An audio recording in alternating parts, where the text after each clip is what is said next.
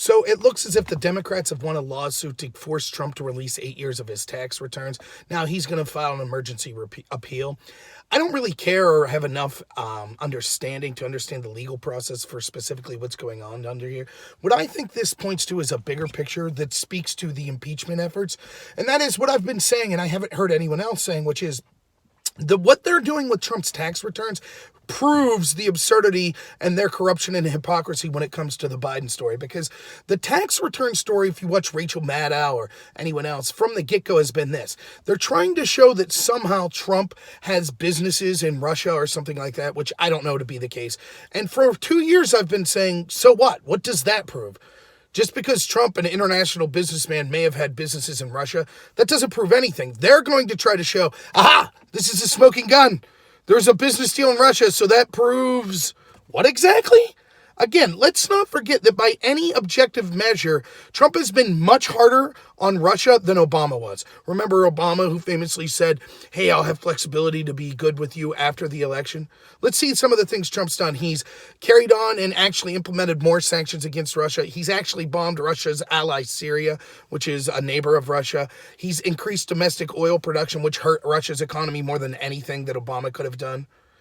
So he's certainly not been a great friend to Russia. He's publicly rebuked them. Yes, sometimes he said, hey, I don't think Putin's such a bad guy, or he's met with them and stressed that he wanted to improve relations, but the actions have been otherwise. To his chagrin, I believe. I wish we would have better relations with Russia. That's not to say I don't think Putin does things that are bad, but so do other countries we have alliances with. I'd like to see nuclear superpowers seek to improve relations. And that speaks to what Trump's saying also today, where he wants to pull out of Syria because he says that it's stupid we're involved in all these endless wars. Yes, exactly.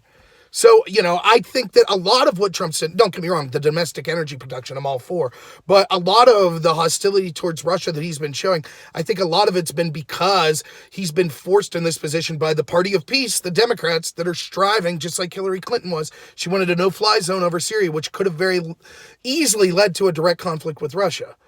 So this idea that somehow, if Trump has a business over there, that proves that his policies have been pro-Russian, well, it doesn't make sense because his policies haven't been pro-Russian.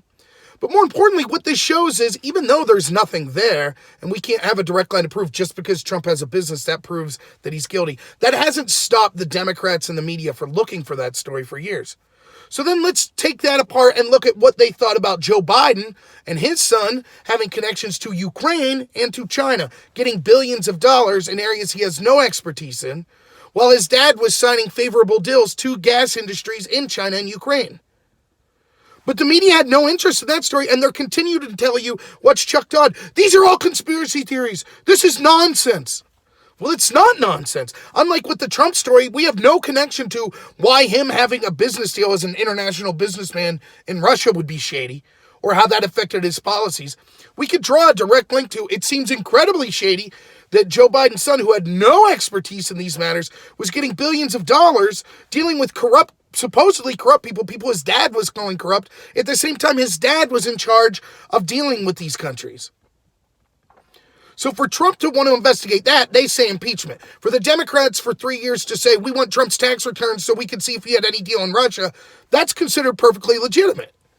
And it just goes to show the absurdity. So remember that every time they talk about the importance of, we need these tax returns to see if there's anything going on in Russia, this is the exact same group of people that are telling you that it is a conspiracy theory and it's un-American of you to have questions about Joe Biden and his son Hunter Biden and the deals they were getting. While Joe Biden was relaxing and helping gas industries in the Ukraine and China, his son, who has no expertise, is getting billions of dollars for that. And they think it's impeachable for Trump to want to look into that. So do you see the double standard here? Now, I'll be putting out more videos as the week goes on about this impeachment nonsense, but I just thought that this was important because I don't hear people talking about that. Remember, they're always engaged in hypocrisy. They're always engaged in what they accuse you or Trump of. When they say you're racist, it's because they're racist. When they say Trump got foreign help from other countries, that's because they got foreign help from other countries. When they say people connected to Trump didn't register as foreign lobbyists, that's because people connected to them didn't register as foreign lobbyists.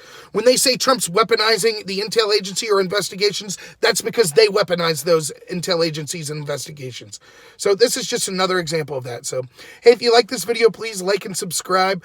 Recommend my videos to some other people if you wouldn't mind. And stay tuned for more stuff coming out as the week goes on. Remember, I try to do live streams at 2:30 Eastern time every Thursday, Friday, and Saturday. So thanks, everyone, and have a good one.